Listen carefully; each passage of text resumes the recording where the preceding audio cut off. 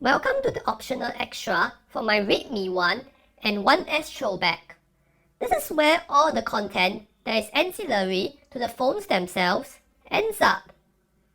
In case you miss it, here's the main video for your viewing pleasure. Xiaomi's early years are pretty interesting. In the main video, I mentioned how Xiaomi's founder, Lei Jun, is also a board member of Kingsoft. Lei is a pretty talented serial entrepreneur. Before Xiaomi, he had founded an online bookstore named Joyo, which he sold for a pretty handsome sum to Amazon in 2005. He claimed that he started researching into the mobile internet afterwards, which inspired him to create Xiaomi. In April 2010, Lei started Xiaomi with several other co-founders, all of which had previous experience in other technology companies. But it did not immediately launch smartphones straight away.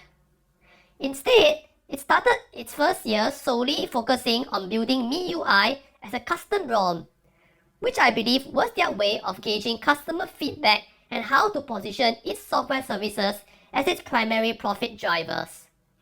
It was only in August 2011 that it debuted its first phone, the Mi 1. Xiaomi claims that 300,000 units were sold within the first 48 hours. 2013 was the year in which the foundation for a global expansion was laid. Firstly, in August 2013, they poached Hugo Barra, who was at that time VP of Product Management of Google's Android. They also started sales in Hong Kong and Taiwan, two territories that have similar languages and cultures, but are not so isolated in access to global internet ecosystems. So why did Xiaomi choose Singapore as the first market for its international debut, as well as its international HQ? If you look at Singapore's demography, it is a natural step up from Taiwan and Hong Kong. Singapore, while also dominated largely by ethnic Chinese, is far less ethnically homogeneous and uses English as its primary working language. Moreover, in the mid-2010s, most phones in Singapore were being purchased with telco subsidies, allowing Xiaomi to build relations with telcos that would be important for success elsewhere. Now a bit about Xiaomi's first year in Singapore. Their Facebook page was first set up on New Year's Day 2014, but the first batch of Redmis were only sold on February 21st. To mark the occasion, a special MIUI theme inspired by Singapore landmarks was created, and the first 100 buyers even received a special thank you card.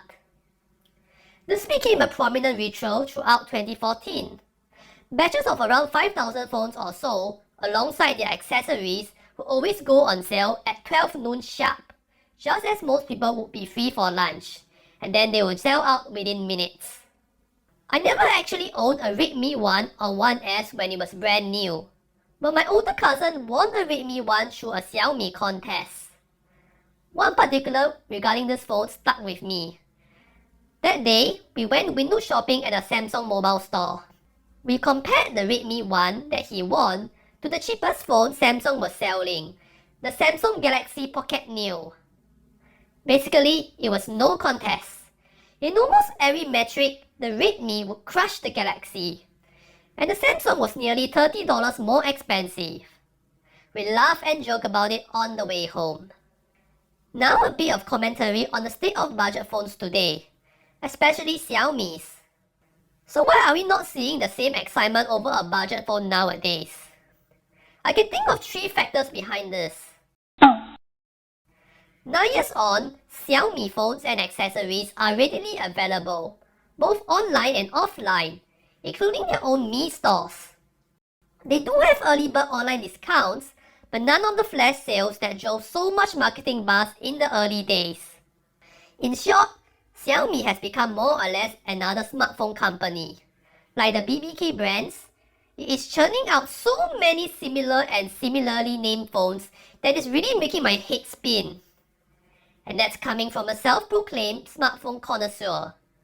Now imagine the average person shopping online or a smartphone salesperson at a brick-and-mortar store.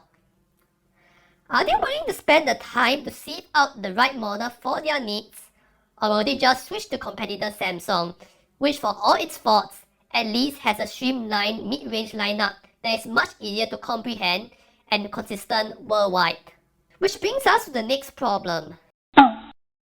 It seems like there is a trend where people are no longer seeking the absolute bottom of the barrel smartphones, unless of course they need a burner phone.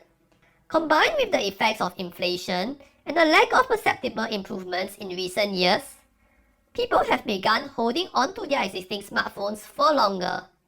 So they are willing to spend more on more future-proof specs to go the distance.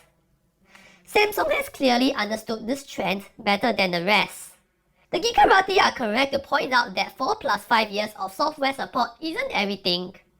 But by prominently advertising it and extending it to as low as they can, it certainly makes it more appealing for these average consumers, while implying that Samsung phones will be able to last for that long. When was the last time you actually subscribed to Xiaomi's own online services within its phones? Outside China, Xiaomi has to compete against more internationally friendly services which people might have already subscribed to, and is not doing a good job at that. Just recently, Xiaomi announced that photo and video backups would no longer be supported outside China. They were going to be moved to Google Photos. Besides the proprietary theme store, I am certain that 95% of Xiaomi users outside China have never bothered with its software services, or stumbled across them by accident and never bothered again. This basically disrupted Xiaomi's business plan of using software services as a profit driver. You can thus probably see why it has turned instead to building an electric ecosystem, selling products as diverse as televisions, kitchen appliances, and shavers. So what to make of this? I think Xiaomi needs to go back to its roots if it is to navigate a mature smartphone market. Cut down and simplify your smartphone models and make them more consistent worldwide first. And if possible, I would like to see Xiaomi reproduce the hype and excitement of flash sales once more. Take for instance, the Poco M series. In exchange for a lower price than the Redmi equivalent, perhaps they could just shock drop a few thousand units every week, and maybe even alternate colorways every other sale. Once again, thanks for sticking to the end of this video. Be sure to like, comment and subscribe. It helps feed the algorithm and brings more attention to my videos. If you enjoyed it, a donation to my Ko-fi would be very much appreciated too. See you in the next video.